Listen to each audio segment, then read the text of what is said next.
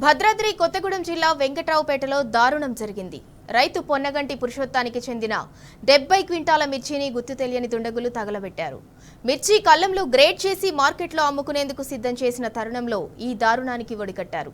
మిర్చి కాలిపోవడంతో బాధిత రైతు బోరున విలపించారు.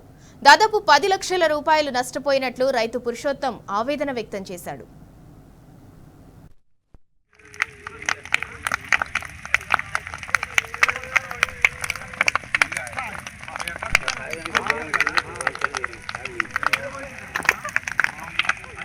ఎప్పటి నుంచో పెట్టుకున్నాడు.